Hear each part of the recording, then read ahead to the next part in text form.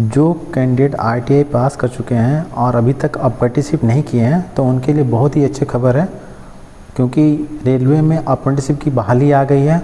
और इसका ये फ़ायदा होता है कि अगर आप लोग यहाँ से अप्रेंटिसशिप अगर कर लेते हैं तो रेलवे में जब भी वैकेंसी आती है तो उसमें अप्रेंटिसशिप के लिए जो अप्रेंटिसशिप किए रहते हैं उन कैंडिडेट के लिए अलग से कोटा रहता है। जैसे हम लोग का जनरल OBC STA कोटा रहता है, उसी तरह रेलवे में अप्रेंटिस किए हुए छात्रों का अलग कोटा रहता है।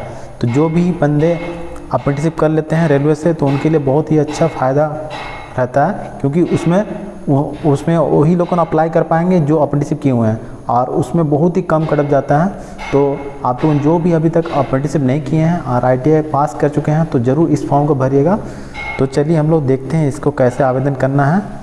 तो ये जो अभी अप्रेंटिसशिप की रिक्रूटमेंट आई है नॉर्थन रेलवे में आई है, इसका ऑनलाइन आपका 2/8/2021 से स्टार्ट हो जाएगा और लास्ट डेट आपका 1/9/2021 तक है। इसमें जो एलिजिबिलिटी क्राइटेरिया है, कैंडिडेट कम से कम 15 साल कंप्लीट हुआ रहना चाहिए और उसका एज जो 24 साल से ज़्यादा नहीं होना चाहिए और एज जो आपका 1/9/2021 तक वो लोग काउंट करेंगे। और इसमें आपका ST SC OBC को 5 साल का इसमें आपका ST SC को छूट दिया जाएगा एज में, प्लस 3 साल का आपका एज में रिलैक्सेशन दिया जाएगा OBC कैंडिडेट को। और अगर आप PWD कैंडिडेट हैं तो आपको 10 साल का एक्स्ट्रा एज में छूट दिया जाएगा और एक्स सर्विसमैन को भी 10 साल का आपका छूट दिया जाएगा। अगर आप डिफेंस फोर्स से हैं तो 3 साल आपको और बढ़ा दिया जाएगा। इसमें जो अनरिजर्व कैटेगरी के हैं उनका जो है 1/9/1997 से लेकर 31/8/2006 के बीच में जन्म होना चाहिए। SC कैंडिडेट का आपका 1/9/1992 से लेकर 31/8/2006 के बीच में जन्म होना चाहिए। और ST कैंडिडेट का अपना 1992 से लेकर 31/8/2006 के बीच में उनका जन्म आ गया। और OBC कैंडिडेट को आपका 1/9/1994 से लेकर 31/8/2006 के बीच में जन्म होना चाहिए। PWD कैंडिडेट जो अनरिजर्व कोटे के हैं उनका 1/9/1987 से लेकर 31/8/2006 के बीच का जन्म का होना चाहिए। PWD अगर ST SC है तो 1/9/1982 से लेकर 31/8/2006 के बीच का जन्म उनका होना चाहिए। अगर आप PWD में OBC कैंडिडेट है तो आपका जन्म 1/9/1984 से लेकर 31/8/2006 के बीच में होना चाहिए। अगर आप एक सर्विसमैन और अनरिजर्व कोटे के हैं तो आपका जो है 24 साल प्लस डिफेंस का जो सर्विस है उसमें 10 साल प्लस 3 साल आपका मिला के जो है आपका 31/8/2006 के बीच का मांगा गया है।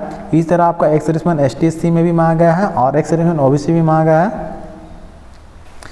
इसमें जो आपका अगर आपने 10th भी किया है तब भी इसके लिए अप्लाई कर सकते हैं, 12 किया हुआ तब भी अप्लाई कर सकते हैं। इसमें मिनिमम आपका 50% मार्क्स होना चाहिए 10th और 12 में। अगर और आपने अगर ITI भी करके रखा हुआ जैसे ट्रेड आपका welder, gas, electrician, wireman, carpenter, अगर आपने 8वां पास भी करके अगर ITI करके रखा हुआ, ये सब कोर्स करके रखा हुआ जो आपका NCVT SCVT है तब भी इसके लिए आवेदन कर सकते हैं। इसमें जो फिटर के लिए, वेल्डर के लिए, armature winding, machinist, carpenter, electrician, painter, mechanical diesel, information and communication technology system, maintenance, wireman, और आपका प्लम्बर के लिए mechanic come operator, electronics communication system, health sanitary inspector, multimedia and web page designer, MMTM, crane, draughtsman, आपका जो है stenographer Hindi. तो इतने सारे पदों पे रिक्रूटमेंट आई हुई है। ये सारे कैंडिडेट जो है ये लोग आवेदन कर सकते हैं। इसके लिए इस फॉर्म का आवेदन करने के लिए आपको 100 रुपये का फ़ी देना पड़ेगा और ST SC PWD और वुमेन कैंडिडेट को इसमें कोई फ़ी नहीं देना पड़ेगा। इसका जो आपको आवेदन करना है www.rrcpryj.org इस वेबसाइट में आप लोगों को आवेदन करना है और इसका ऑनलाइन स्टार्ट हो जाएगा। तो इसका मैं ऑनलाइन कैसे करना उसका वीडियो ही बना दूंगा, तो मेरे चैनल पे ज़रूर बने रहिएगा। इसका जो सिलेक्शन होगा आपका मेरिट बेसिस पे होगा। आपका जो मैट्रिक में जो आपका 50% इसमें मार्क्स जो है आपका लिया जाएगा, ठीक है। उसके बाद आपका जो अगर ITI है उसका भी आपका जो मार्क्स है उसके हिसाब से आपका मेरिट बनेगा। अगर आपने 8 क्लास कर प्लस ITI करके रखा है तो दोनों का मार्क्स मिला के आपका बनेगा। अगर और इसमें जो है जो भी कैंडिडेट सेलेक्ट होंगे उनको डॉक्यूमेंट और सर्टिफिकेट वेरिफिकेशन के लिए बुलाया जाएगा।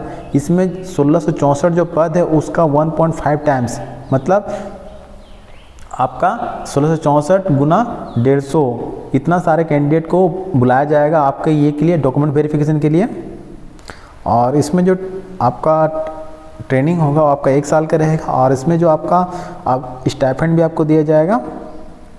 इसमें जो आपका सर्टिफिकेट सब अपलोड करना है वो 50 से लेकर 200 KB का बीच में होना चाहिए। तो आप लोगों को जब इसका ऑनलाइन स्टार्ट हो जाएगा तब से आप लोगों आवेदन करने जाइएगा, तो उससे पहले अपना सारा डॉक्यूमेंट से 50 से लेकर 200 KB का बीच का बना के रखिएगा। इसमें अगर आपने 8 करके रखा है तो 8 का सर्टिफिकेट लगेगा, अगर आपने 10th करके रखा है 10 का सर्टिफिकेट लगेगा, अगर आपने ITI जो है ITI का सर्टिफिकेट आपको लगेगा, ठीक है। इसमें कास्ट का सर्टिफिकेट लगेगा आपका, अगर आप डिसेबल कैंडिडेट है तो आपका डिसेबल का जो सर्टिफिकेट लगेगा आपका, अगर आप कहीं पर एम्प्लॉय है तो डिस्चार्ज सर्टिफिकेट, सर्विसिंग सर्टिफिकेट, ये सारा आपका लगेगा। इसका एडवर्टीजमेंट लिंक मैं डिस्क्रिप्शन बॉक्स में दे दूँगा, वहाँ से आप इसको डाउनलोड कर लीजिएगा। उसके बाद यहाँ देखिए नीचे में आपका जो है आपका किस किस जगह में कितना सीट है आपका कौन सा ट्रेड के लिए, तो आप लोगों इसमें देख के अपना जो है अपना रीजन सेलेक्ट कर लीजिएगा किस जगह के लिए आप लोग आवेदन करना चाहते हैं। उसका नीचे में आपका ST/SC का जो फॉर्मेट रहेगा वो आपका फॉर्मेट दिया गया है कास्ट सर्टिफिकेट का, तो इसको भी आप लोगों को बना लेना है। और इसमें OBC भी सर्टिफिकेट दिया गया है, तो इस फॉर्मेट में आप लोगों को अपना कास्ट सर्टिफिकेट बना के रखना है, ठीक है। और नीचे में एक डिक्लेरेशन फॉर्म भी दिया गया, इसको भी आप लोग भर लीजिएगा। तो जो भी वैकेंसी के लिए इम्पोर्टेंट था मैंने सारा कुछ बता दिया। फिर भी आप लोगों को कुछ अगर डाउट रहेगा तो ज़रूर कमेंट कीजिएगा। और इसी तरह की latest vacancy admit card result की जानकारी के लिए मेरे चैनल को जरूर सब्सक्राइब कीजिएगा और इस वीडियो को जितना होगा शेयर कीजिएगा, ताकि जो भी भाई बहन अभी तक अप्रेंटिसशिप नहीं किए हैं वो लोगों ने अप्रेंटिसशिप करें और इसका बेनिफिट उठा पाएँ। Thank you for watching.